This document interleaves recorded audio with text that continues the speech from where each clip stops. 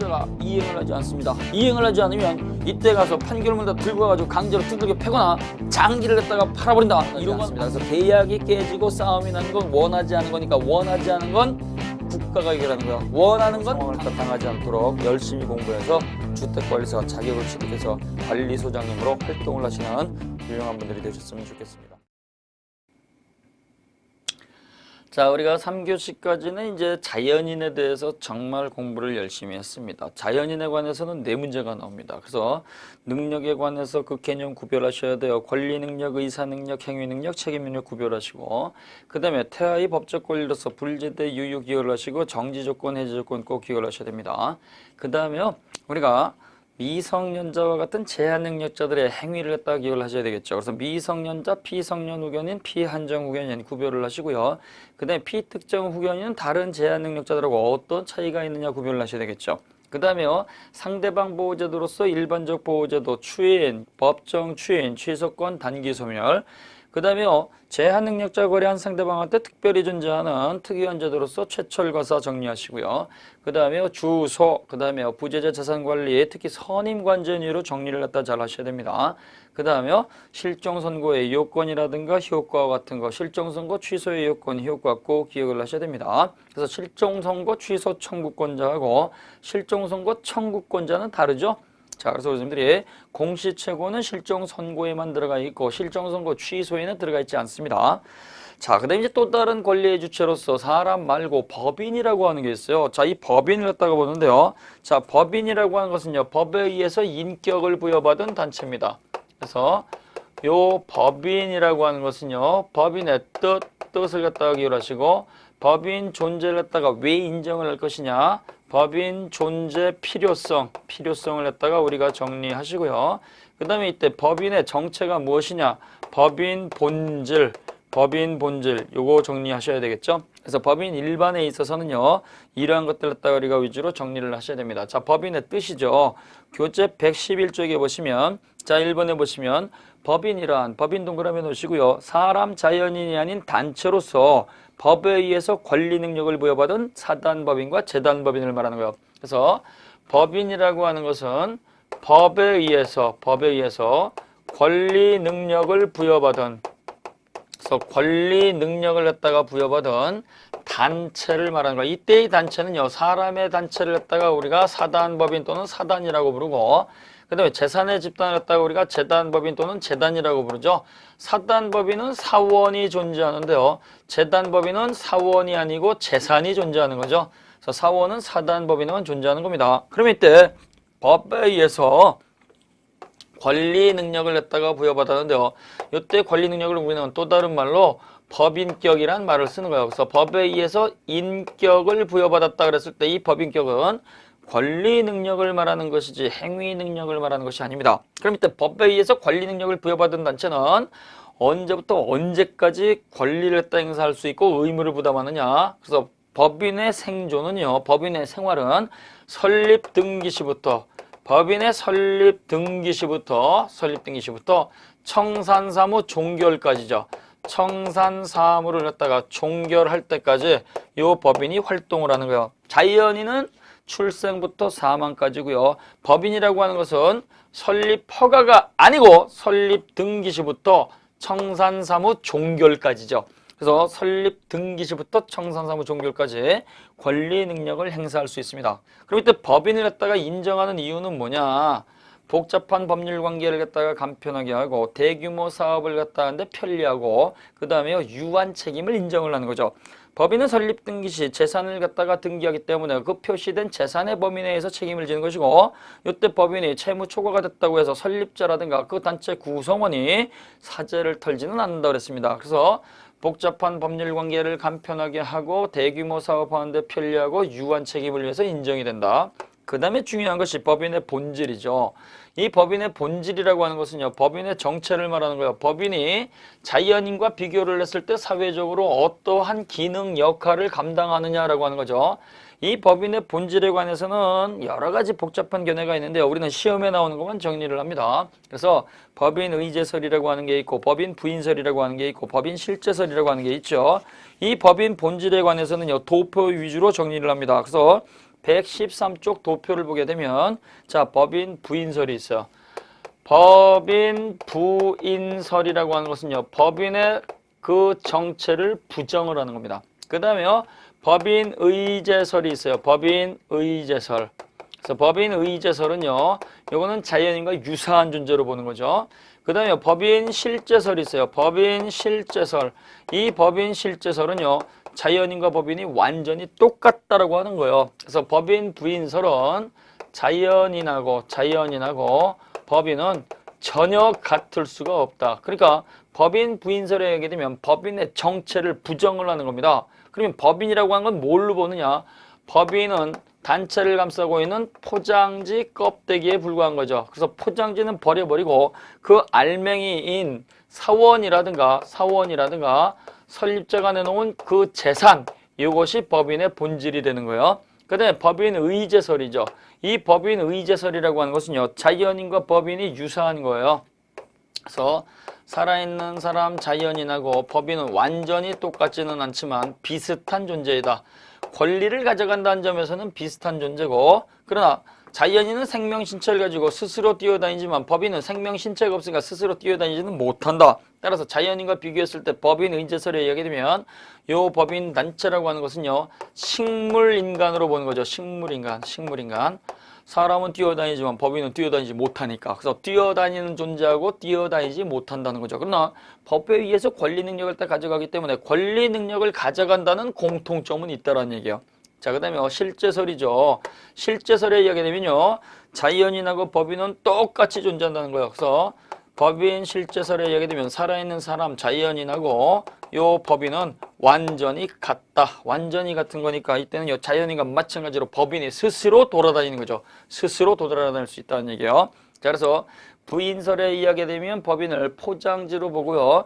의제설에 이야기되면 요거는 식물인간으로 보는 것이고, 실제설에 이야기되면 완전히 똑같은 거예요. 그러면 이 법인에 관해서 우리는 자연인과 마찬가지로 권리 능력을 갖다가 인정할 것이냐, 행위 능력을 인정할 것이냐, 그 다음에요, 불법 행위 능력을 갖다가 인정할 것이냐, 이러한 것들이 문제가 되죠. 자, 그래서 법인 부인설에 하게 되면 포장지에 불과한 거니까 포장지는 권리도 주장할 수가 없고, 포장지는 당연히 계약도 체결할 수가 없고, 포장지가 불 지르거나 칼로 찌르지도 못하죠. 그래서 부인설에 이야기 되면 이때는 법인 자체의 존재가 인정되지 않기 때문에 법인 자체에 대해서는 아무것도 인정하지 않습니다. 그 다음에요, 법인 의제설에 이야기 되면 식물인간으로 본다 그랬죠. 식물인간은 심장은 뛰고 있습니다. 심장은 뛰고 있으니까 권리 능력 인정이 되죠. 그러나 식물인간은 스스로 돌아다니지 못하니까 계약과 같은 행위를 못하는 것이고, 식물인간은 칼로 찌르거나 불 지르지 못하니까 불법행위 저지를 수가 없습니다. 그래서 의제설에 의하게 되면 이때는 권리 능력만 인정이 되고 행위 능력이라든가 불법 행위 능력은 전부 다 부정이 돼버리는 거죠. 실제설에 의하게 되면 자연인과 마찬가지로 권리도 주장할 수가 있고, 그 다음에 자연인과 마찬가지로 행위도 할 수가 있고, 그 다음에요, 자연인과 마찬가지로 손해도 끼칠 수 있다는 얘기예요. 그래서 의제설에 의하게 되면 권리 능력만을 갖다가 인정하지만 실제설에 의하게 되면 권리 능력, 행위 능력, 불법 행위 능력 세 가지 전부 다 인정을 하는 거예요. 그러면 우리 민법은 어떤 태도를 취하느냐? 우리 민법은 법인에 관해서는요, 법인 실제설을 취하고 있습니다. 법인 실제설을 취하고 있기 때문에 법인에 관해서는 권리 능력, 행위 능력, 불법 행위 능력 세 가지를 전부 다 인정을 해줍니다. 세 가지를 다 전부 다 인정을 하지만 명문에 규정이 되어 있는 것은 법인 권리 능력에 관한 34조하고 그 다음에 법인 불법 행위에 관한 35조 요 두 개의 조문을 두고 있고, 행위 능력에 관해서는요, 인정은 하지만 명문의 규정이 없습니다. 그래서 행위 능력은 인정은 하지만 명문의 법조문이 없다라는 것 꼭 기억을 하셔야 돼요. 그래서 우리는 법인 실제설을 취하고 있기 때문에 법인에 관해서는 우리 민법에 권리 능력, 행위 능력, 불법 행위 능력 세 가지 전부 다 명문의 근거 규정을 두고 있다 그러면 안 돼요. 전부 다 인정은 해주지만 권리 능력에 관해서는 34조 요 규정을 두고, 불법 행위에 관해서는 35조 요 조문을 두고 있어요. 그래서 법인은 법 규정에 쫓아, 법률의 규정에 쫓아 정관으로 정한 목적 범위에 대해서 권리와 의무의 주체가 된다. 권리 능력 규정이 있죠. 강행 규정이죠. 그다음에 법인은 이사 기타 대표자가 직무에 관해서 타인에게 손해를 가했을 때 책임을 진다. 이 경우 이사 기타 대표자는 그 책임을 면하지 못한다. 이렇게 불법행위 규정을 두고 있죠. 그러나 행위의 능력은 인정은 하지만 명문의 조문이 없다. 왜 그러느냐? 법인은 자연인과 달리 정관으로 정한 목적을 벗어날 수가 없습니다. 그래서 목적 범위 내에서 권리를 갖다가 주장을 하고 행위를 할 수 있으니까 법인은 자연인과 달리 권리 능력과 행위 능력이 일치가 되는 거예요. 권리 능력과 행위 능력이 일치가 된다는 얘기는 똑같다는 얘기죠. 똑같으니까 똑같은 조문을 연달아 둘 필요는 없다는 얘기입니다. 자, 그래서 우리 선생님들이 이렇게 기억을 해 놓으시고요. 그러면 이 규정의 성격인데요. 권리 능력은 의제설에서도 인정이 되고 실제설에도 인정이 되는 거니까 요거는 전부 다 당연 규정이 되겠죠. 자, 근데요. 요 불법행위 35조는요. 의제설일 때는 부정이 되는 거죠. 따라서 의제설을 갖다가 기준으로 했을 때는 예외적 규정, 정책적 규정, 편의적 규정이 되지만 실제설의 입장에서 보게 되면 인정되는 거니까 당연 규정으로서의 성질을 갖습니다. 자, 그래서 의제설일 때는 식물인간이니까 권리 능력만 주고 권리 능력만 주는 거니까 권리 능력은 당연 규정이지만 요 불법행위 능력에 관한 요 35조 규정은요. 의제설일 때는 부정이 돼버리잖아요. 인정되지 않는 거니까 예외적 규정이에요. 정책적으로 그 다음에 편의에 따라서 둔 규정이란 얘기죠. 근데요. 실제설에 의하게 되면 전부 다 인정이 되는 거니까 34조 조문이 됐던 35조 조문이 됐던 전부 다 당연 규정으로서의 성질을 갖습니다. 그러면 이 법인 의제설의 입장에서 보게 되면은요. 이때는 행위 능력이 없는 거죠. 행위 능력이 없으니까 법인 의제설은요. 대리가 필요한 거예요. 우리가 행위 능력이 없으면 제한 능력자 그랬잖아요. 제한 능력자는 단독으로 못하니까 법정 대리가 필요했잖아요. 따라서 의제설에 의하게 되면 행위 능력이 없다. 그러니까 제한 능력자가 되는 것이고 제한 능력자니까 대리가 필요한 거죠. 그러나 실제설에 의하게 되면 자연인과 마찬가지로 전부 다 스스로 갖추고 뛰어다니는 거니까 이때 실제설에 의하게 되면 기관이 필요한 거죠. 이때의 기관으로서는 대표기관이 필요한 거죠. 대표기관이 법인의 이름으로 직무와 관련해서 행위를 하게 되면 그때는 법인 자신의 행위가 된다 그랬습니다. 자, 그래서 법인 본질론에 관한 학설 꼭 정리해 놓으셔야 돼요. 자, 근데 이렇게 우리는 민법에서 법인에 관해서는 실제설을 취한다고 하더라도 법인의 형체가 형해화되어서 법인이 청산을 거치기 전이라고 하더라도 껍데기만 남았을 때에는 그 권리 능력을 갖다가 부정을 하고 배후에 감추어진 대표자라든가 신설법인에 대해서도 여전히 책임을 물을 수가 있습니다. 이걸 갖다가 법인격 남용이론 그러죠. 법인의 권리 능력을 갖다가 남용을 해가지고 탈세라든가 탈법을 저지를 목적으로 배후에 감추어져 있는 신설법인이라든가 대표자의 불법을 감추기 위해서 형식적으로 법인을 만들었을 때에는 그 형식적 법인 말고 감추어진 자들에게도 당연히 손해배상을 청구할 수 있습니다. 이걸 법인의 인격을 남용했다 그래서 법인의 인격 남용이론 이렇게 해놓고요. 또 다른 말로 법인의 인격이 형해화된 사안 이렇게 부릅니다. 따라서 우리가 그 왼쪽에 있는 판례도 읽어놓으시면 됩니다. 자, 그 다음에요. 우리가 이 법인을 갖다가 이제 종류가 있는데요. 영리법인이라고 하는 것도 있고 비영리법인도 있고 내국법인도 있고 외국법인도 있고 공법인도 있고 사법인도 있죠. 그래서 공법인은 공무원 신분에 있는 것이고 사법인은 일반인 지위에 있는 겁니다. 자, 그래서 거기 도표에 보면 쟁송 절차가 다르고 징수 절차가 다르고 불법행위 책임 규정이 다르죠. 자, 그래서 공법인은 공무원 신분에 있으니까 다툼이 있으면 행정소송에 의하고 사법인은 민사소송에 의한 겁니다. 그 다음에 강제 징수 절차가 다르죠. 공법인 공무원 신분에서 요걸 갖다 제대로 납부하지 않으면 국세징수법이라고 하는 것이 적용이 되고 그 다음에 일반 사법인은요 민사소송 내지는 민사집행법이 적용이 되는 거죠.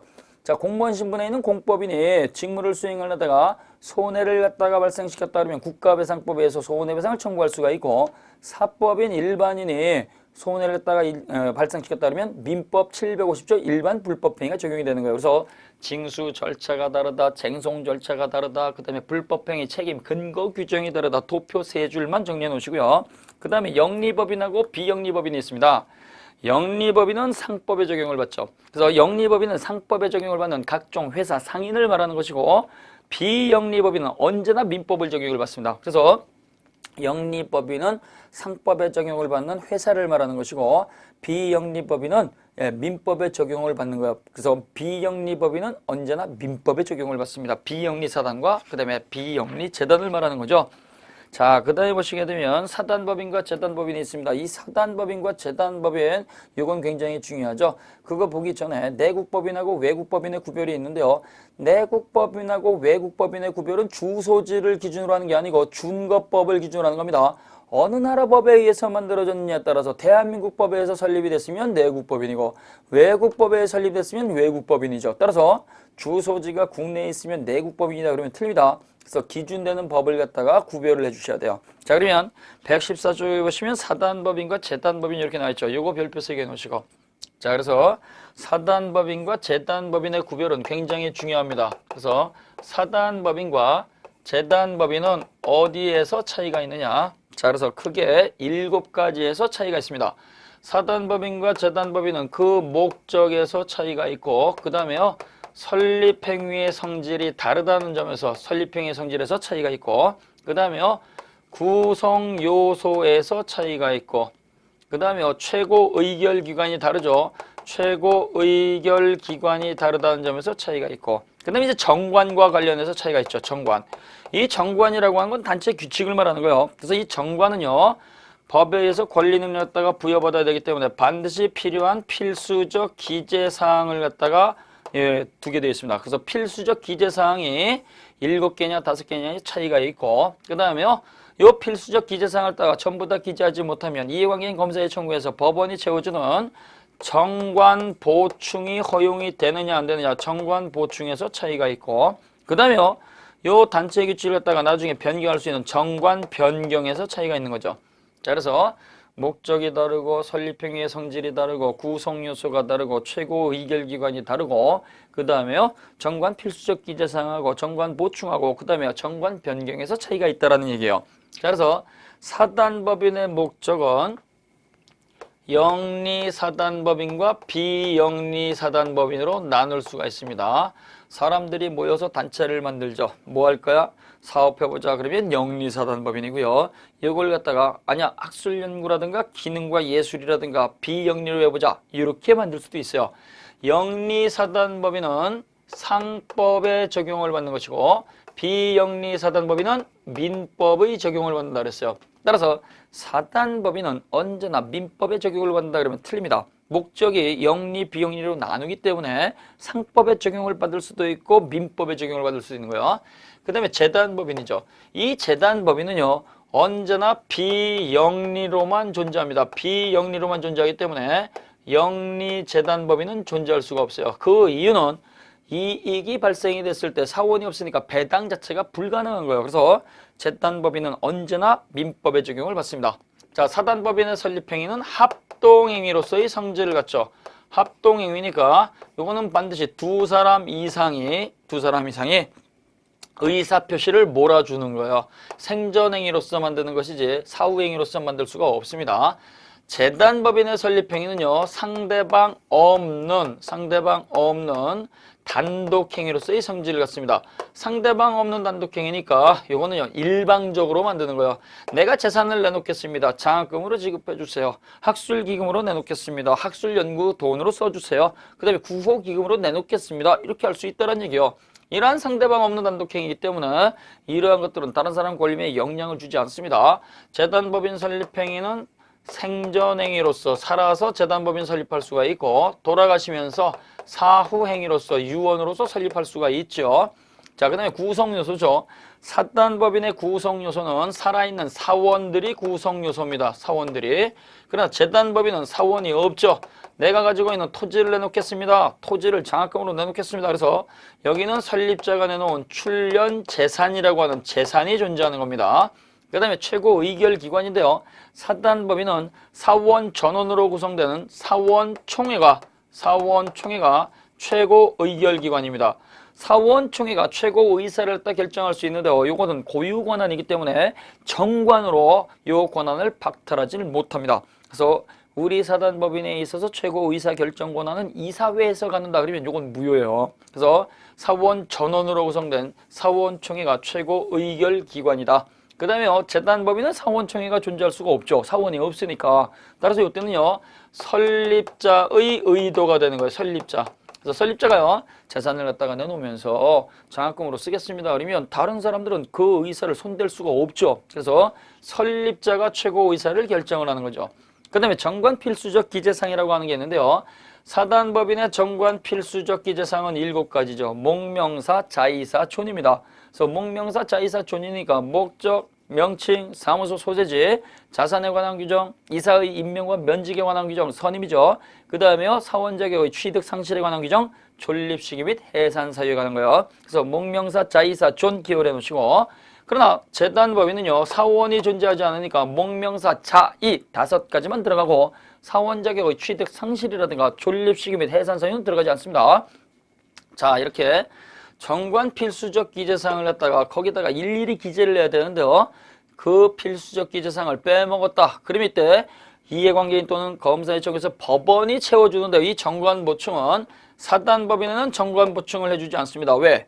그 사단법인 설립 과정에 들어있는 사원들이 살아있는 자들이니까 그 사람들을 불러가지고 서류 다시 채워와 반려하면 되는 거죠. 그러나 이 재단법인은요, 사후 행위로서 설립하는 경우가 있어요.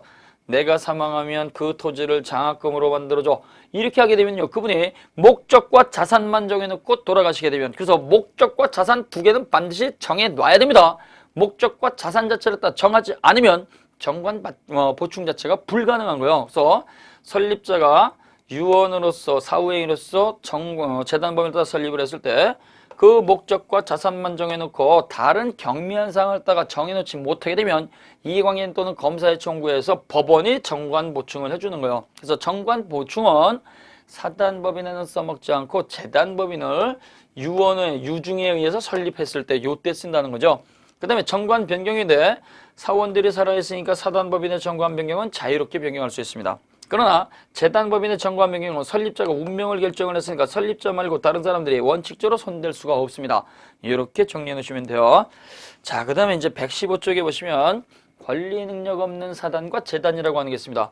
요거 별표 3개 해 놓으시고 요거 아주 중요한 겁니다. 자, 그래서 우리가 법에 의해서 권리 능력을 부여받은 단체는요, 설립 등기가 있을 때 권리 능력이 발생이 됩니다. 설립 등기가 없으면 권리 능력 자체를 발생시킬 수가 없어요. 그래서 단체로서의 실체는 전부 다 갖고 있는데 설립 등기가 없는 것을 우리는 권리 능력 없는 단체라는 말을 씁니다. 그래서 이 권리 능력 없는 단체는요, 가장 중요한 것이 권리 능력 없는 사단이 제일 중요한 거예요. 권리 능력 없는 재단은 뜻만 알고 계시면 돼요. 자, 그래서 권리 능력 이것이 없는 사단이죠. 그래서 사람의 단체인데요, 설립 등기가 없는 걸 말하는 거. 권리 능력이 없으니까 이건 법인이 아닌 거죠. 법인 아닌 사단. 그 다음에요, 법인이 아닌 거니까 한자로 쓰면 비법인 사단 이렇게 부르겠죠. 그래서 권리 능력 없는 사단이라고 하는 것은요, 단체로서의 실체는 다 갖고 있는데 뭐가 없느냐? 설립 등기가 없는 거예요. 그래서 권리 능력 없는 사단 뭐예요? 단체로서 실체는 전부 다 갖고 있어요. 이름도 갖고 있고 규칙도 갖고 있고 그 다음에 대표자도 정해져 있고 그 다음에 활동도 하고 다 해요. 다 하는데 실체는 다 갖고 있는데 오로지 단체로서의 설립 등기를 갖다가 갖추지 못한 것이다. 설립 등기가 있으면 법인이라고 부르는 것이고 설립 등기가 없으면 비법인이라고 부르는 거예요. 비법인. 그러면 이때 비법인은 어떤 게 있느냐? 그 종류를 기억하셔야 돼요. 그래서 교과서 115쪽 오른쪽 밑에 보시게 되면 비법인 사단의 종류가 나와 있죠. 자, 그 종류를 갖다 눈으로 확인합니다. 각종 학술연구단체, 동창회, 문중은 4대 8촌이라고 했습니다. 종중은 전체죠. 성과 본을 일치한 전체요. 밀양 박씨 전체. 그 다음에요, 김해 김씨 전체. 이런 것들이 바로 종중이죠. 그 다음에 입주자 대표회의. 그 다음에 아파트 분여회. 전부 다 뭐가 되는 거예요? 이것 비법인 사단입니다. 그 다음에 재건축조합이죠. 이 재건축조합은요, 법이 만들어지기 전까지는 설립 등기가 없으니까 비법인 사단인데요. 지금은 법을 갖다가 만들어 놨어요. 그래서 현재는 도시 및 주거환경정비법, 그래서 우리가 줄여서 도정법 그러는데요. 도시 및 주거환경정비법에 의해서 권리 능력, 그래서 설립 등기를 갖춰야 됩니다. 그러나 이 법 만들어지기 전에는 설립 등기가 없으니까 비법인 사단이에요. 그 다음에 아파트 분여회, 그 다음에 단순한 채권자들의 집단이 아니고 청산위원회라는 명칭을 갖고 있을 때, 그래서 청산위원회는 비법인 사단이 되는 거예요. 그 다음에 교회 나와 있죠. 교회도 굉장히 중요한 거죠. 그래서 이 교회도 설립 등기가 되어 있으면 법인 교회가 되는 것이고요. 설립 등기가 없을 때만 이거는 비법인 사단이죠. 여기서 말하는 교회는요, 천주교 교회 성당이 아니고 각종 개신교 교회를 말하는 거예요. 개신교 교회. 그 다음에 자연불학으로서 이루어진 동과리죠. 그래서 용산구 이태원 리, 그래서 이 이태원이는 요거는 자연부락으로서 이 지역에 들어오는 외국인에 대해서는 우리가 단체로서 그분들을 갖다가 상대로 매매 그다음에 상거래하겠습니다. 이것이 바로 자연부락으로서 형성된 비법인 사단으로서 이 동과리가 되는 거예요. 그 다음에 친목계 나와 있습니다. 친목계는요 활동을 하잖아요. 그러니까 친목계는 이거는 비법인 사단이 되는데요. 낙찰계는 활동을 하지 않습니다. 구성원이 누군지 모르니까. 그래서 낙찰계는 비법인 사단 자체가 아닙니다. 그러나 친목계는 봄이라든가 가을이라든가 그래서 회장이라든가 개원들이 돌아다니면서 활동을 하잖아요. 그래서 친목계는 비법인 사단이에요. 그 다음에 각종 불교단체에 등록되어 있지 않은 사찰, 그 다음에 불교 조계종 이런 거 전부 다 비법인 사단입니다.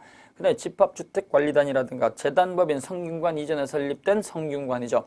재단법인 성균관이라고 하는 건요. 학교를 했다가 운영하는 재단법인이고요. 그 이전에 있었던 성균관은 유학자들의 집단 유림을 말하는 거예요. 유림.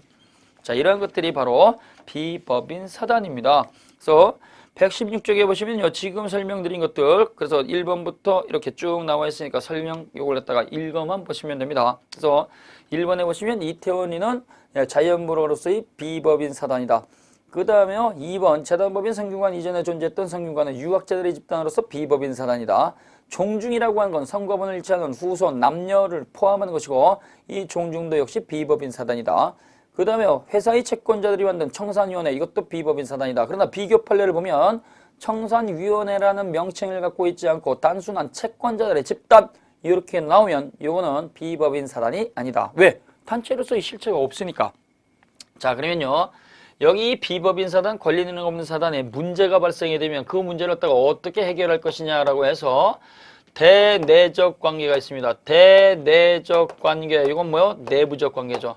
자, 그래서 알기 좋게 우리가 예를 듭니다. 교회 내부에서 분쟁이 났다. 그러면 그 교회 내부 분쟁은요.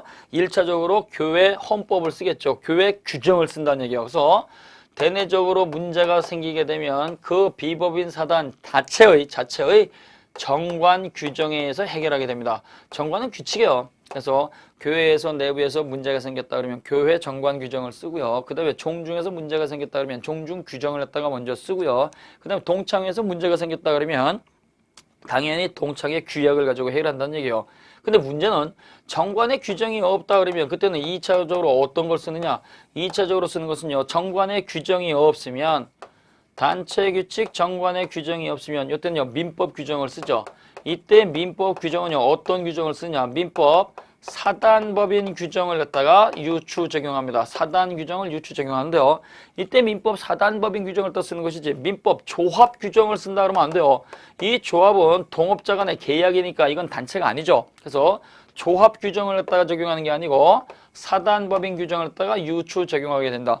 이때 사단법인 규정을 갖다가 우리가 전부 다 쓰는 건 아닙니다.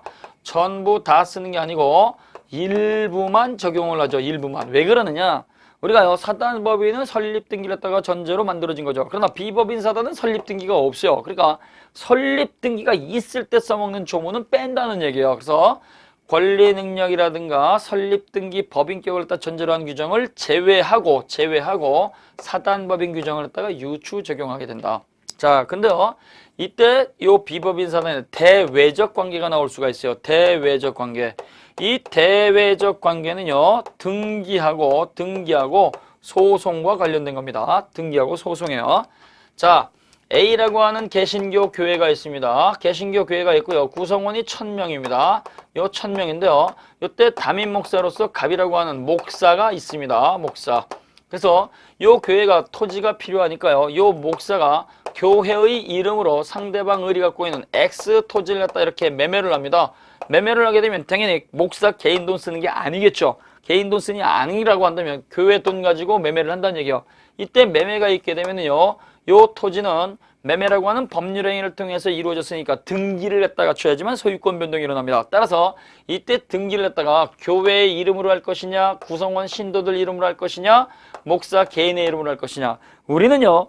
이렇게 토지를 갖다 이렇게 등기를 하게 되면 비법인 사단이라고 하더라도 단체로서의 실체를 가지고 있고 대표자가 정해져 있으면 비법인 단체 이름으로 등기를 인정을 해줍니다. 그래서 비법인 단체 이름으로 등기 능력이 인정이 돼요. 따라서 교회 이름으로 등기하는 거예요. 교회 이름으로. 구성원의 이름으로 하는 것도 아니고 대표자 개인의 이름으로도 아니에요. 요때 교회 이름으로 등기가 돼버리게 되면 이건 교회의 단독 소유가 아닙니다. 따라서 요때 비법인 단체 이름으로 등기가 됐다고 하더라도 그 재산은 교회의 단독 소유도 아니고 목사님 개인의 소유도 아니고 구성원 전원의 총유가 되는 거예요. 구성원 전원의 총유. 이 총유 재산이라고 하는 것은요, 지분이라고 하는 게 없습니다. 지분이 없으니까 재산 분할을 청구할 수가 없어요. 재산 분할을 갖다가 청구할 수 없으니까 교회 신도들이 쌈박질러 가지고 990명이 나가버렸다. 그렇다고 하더라도 머릿수대로 나눠주는 게 아니고 요 교회 이름으로 된 요 재산은 요거는 구성원 남겨진 사람 잔존교인들의 총유가 된다는 거 꼭 기억을 하셔야 돼요. 그래서 교회가 분쟁이 있어가지고 일부 교인이 나가버렸다 그러면 그 교회의 재산은 그 남겨진 사람하고 나간 사람하고 머릿수대로 분할해 주는 게 아니고 무조건 남겨진 잔존교인이 전부 다 가져가는 겁니다. 꼭 기억해 놓으세요. 그 다음에요. 지분이 없고 분할을 청구하지 못하니까 요 교회 신도 개인이 이 재산에 대해서 보존행위하는 것도 허용되지가 않습니다. 자, 근데요. 이게 이제 계약을 체결해가지고 분쟁이 있었다. 분쟁이 있으면 소송을 하게 돼 있죠. 이때 역시 소송을 했다가 하는 방식은 두 가지가 있습니다. 그래서 교회 비법인 단체 이름으로 소송을 하거나 구성원 전원의 재산이니까 구성원 전원의 이름으로 하는 필수적 공동소송 두 가지만 가능합니다. 그래서 소송은 단체의 이름으로 소송을 하거나 아니면 구성원 전원의 이름으로 하는 거야. 구성원 전원의 이름으로 필수적 공동소송이에요. 그래서 단체 이름으로 하거나 전체 이름으로 하게 되는데요. 개인의 이름으로 하거나 즉 목사님 개인의 이름으로 하거나 그 다음에 일부 사원의 이름으로 하는 것은 절대로 허용되지 않습니다. 같이 기억하시면 돼요. 자, 그래서 이렇게 우리 선생님들이 보시면 되겠고요. 그 다음에 판례를 했다고 봅니다. 1번과 2번 판례 아주 중요한 겁니다. 자, 그래서 116쪽 왼쪽에 보시면 1번 판례. 주택조업과 같은 비법인 사단의 대표자가 비법인 사단 가르쳐 놓으시고 그래서 이 불법 행위가는 민법 35조 규정은요. 법인에도 적용이 되고 비법인 단체에도 적용이 된다는 거 꼭 기억을 하셔야 됩니다. 대표자가 대표 동그라미 넣으시고 직무에 관하여 직무 동그라미 타인에게 손해를 가한 경우 손해 발생 그래서 손해 동그라미 우리가 법인의 불법 행위가 성립하기 위해서는요. 대표기관일 것, 직무 관련성이 있을 것, 손해가 발생할 것 요 세 가지 요건 갖추어야죠. 요 요건을 갖추게 되면 법인의 불법행위가 성립하는 것이고 이때 법인의 불법행위가 성립하게 되면 그 불법행위는요. 법인과 가해 대표기관하고 부진정 연대 책임이죠. 따라서 이때 비법인 사단도 책임이 있고 가해 대표기관도 책임이 있는 거예요. 그래서 이때는 그 비법인 사단과 대표자가 책임을 지게 됩니다. 근데 이때 외형상 직무 관련성이기 때문에요. 겉으로 볼 때 직무와 관련이 돼버리면 그걸로 끝나는 것이지.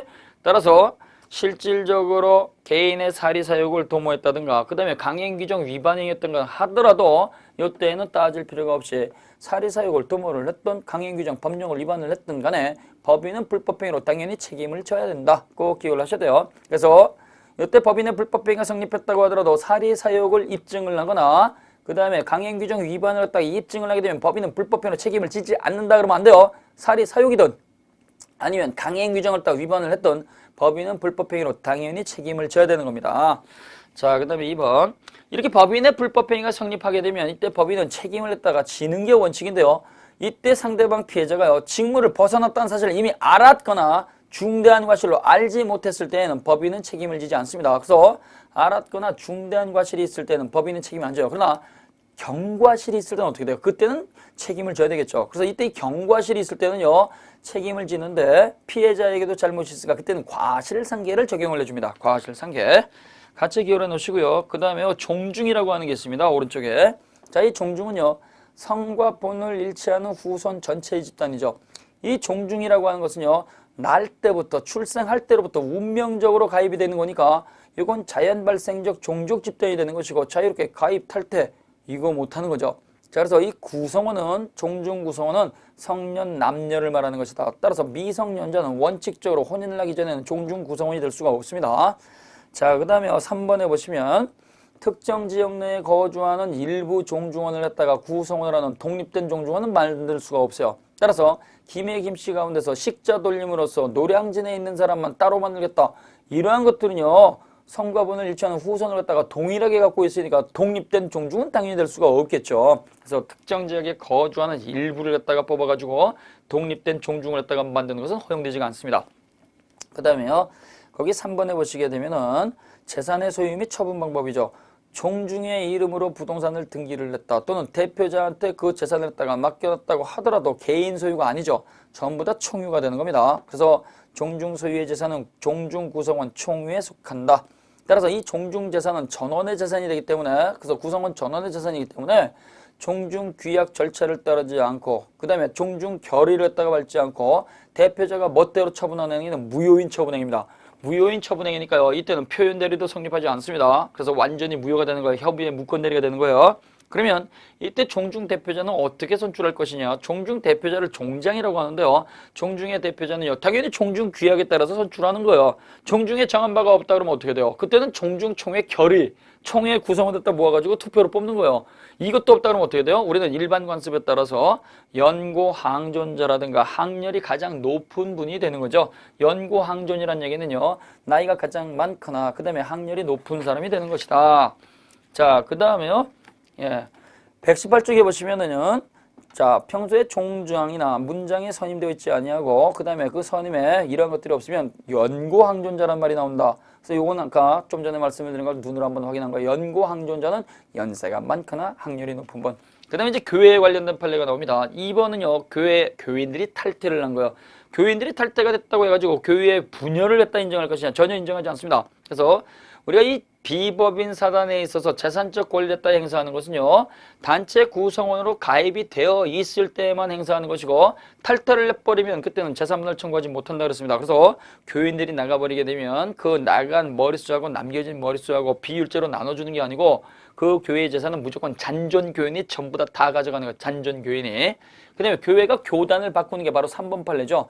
교회가 소속 교단을 따가 바꿨다고 한다면 그 교회가 분열된 게 아니고 교회가 소속을 옮겼으니까 그 교회의 재산은 여전히 그 교회 교인들의 총유가 되는 것이지 기존 교단이 내놔라고 할 수는 없어요. 자, 그 다음에 문제 나와 있으니까 풀어보시고, 그 다음에 119쪽에 보시면 권리 능력 없는 재단 이렇게 나와 있습니다. 권리 능력 없는 재단은요, 재단법인으로서의 실체는 다 갖고 있는데 뭐가 없느냐?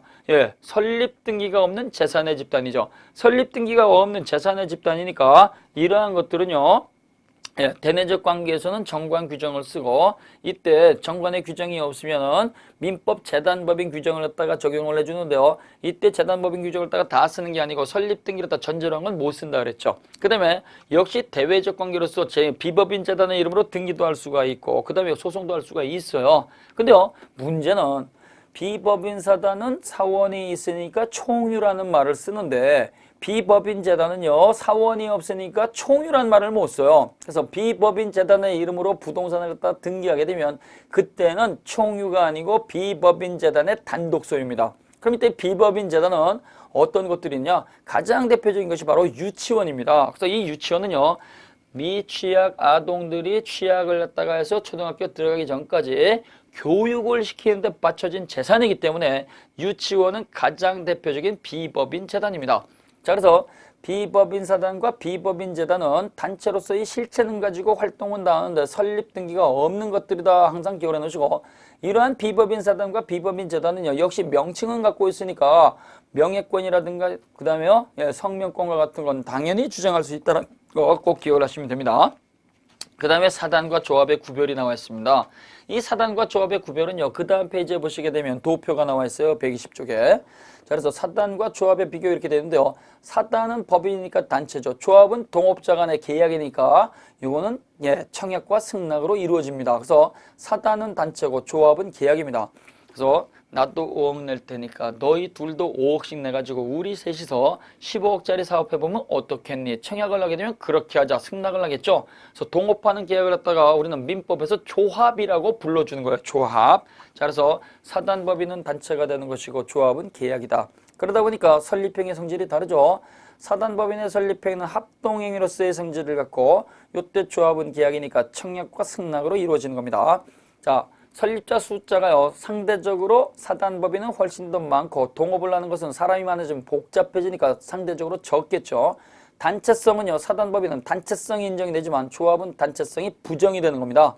그 다음에요, 이때 법률행위를 딱 저지르게 되면 사단법인의 이름으로 저질렀으니까 사단법인에게 귀속이 되고, 동업자들은 어떻게 돼요? 단체가 아니니까 동업자 각각 구성원에게 귀속이 되는 거죠. 그래서 사단법인의 이름으로 계약이 되면 그 사단 구성원한테 효력이 있는 게 아니고 그 단체가 효력을 받는 거예요.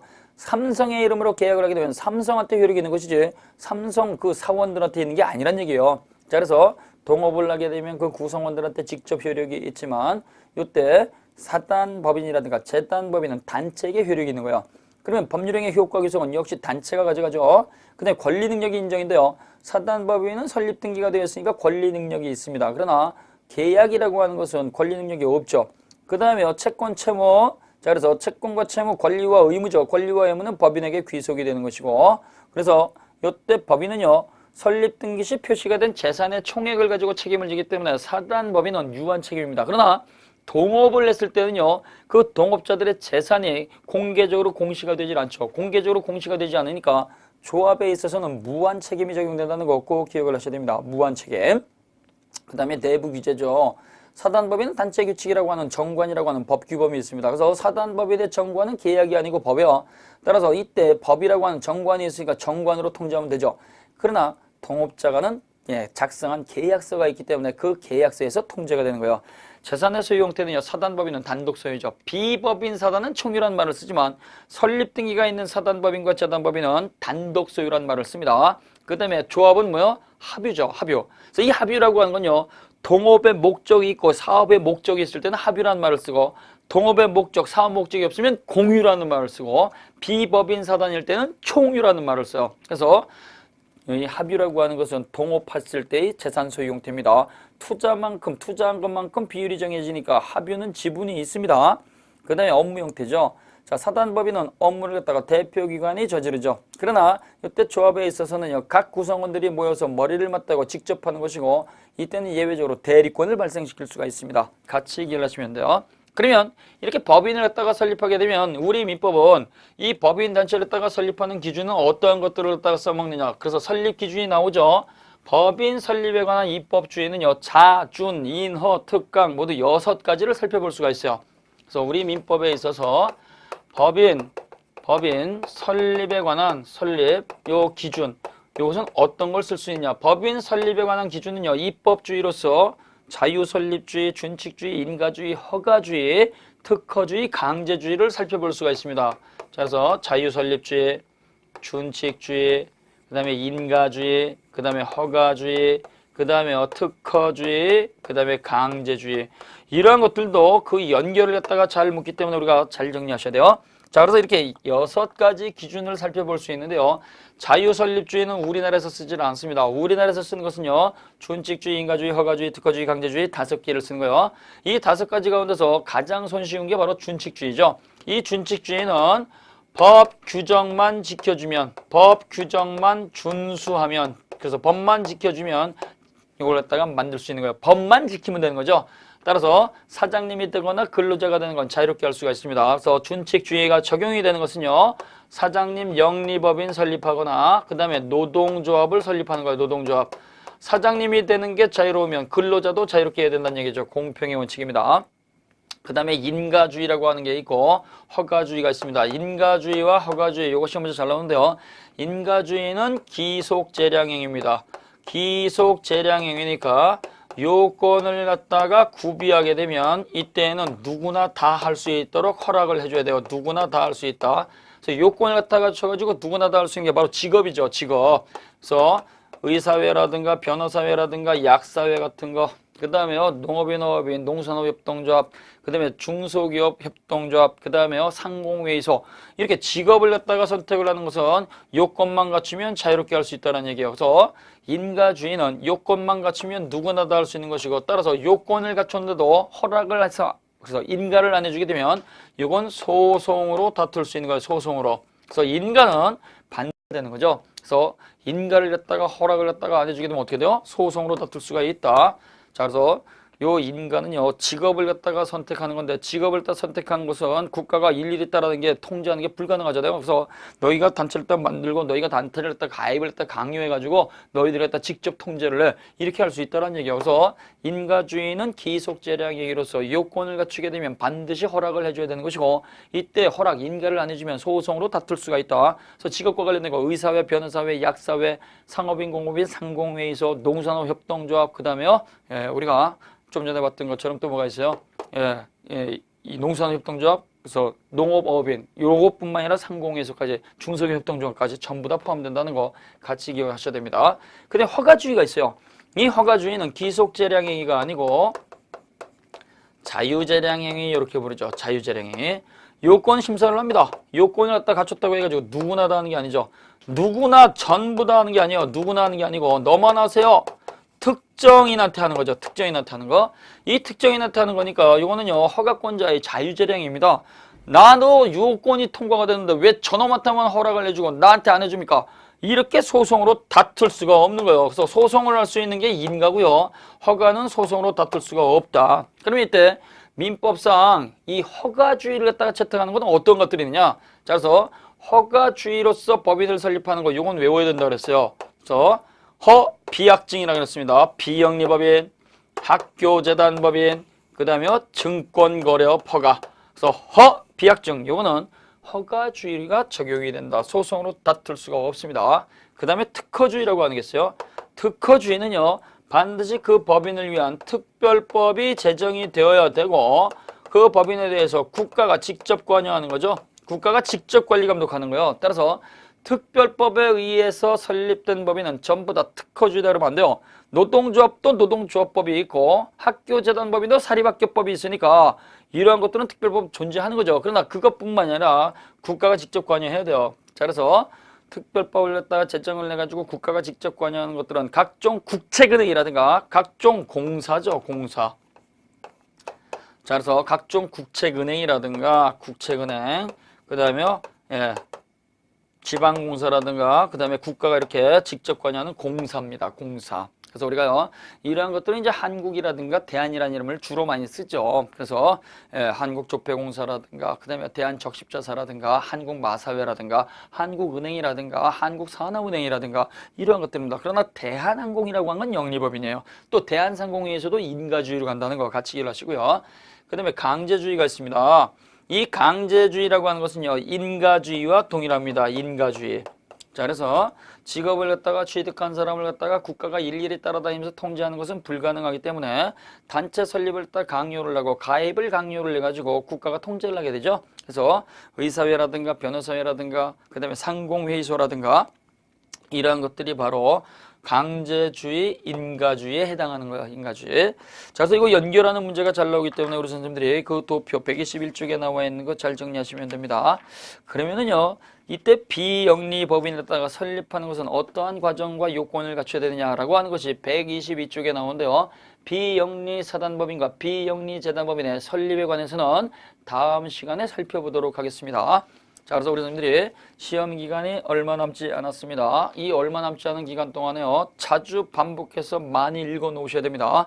평상시 법을 공부하지 않으신 분들이 막연하게 한 번 듣고 가겠다 이렇게 하면 안 되는 거예요. 한 번 들어서는요. 그 문제의 정답을 갖다가 정확하게 잡는 것이 어려울 수가 있습니다.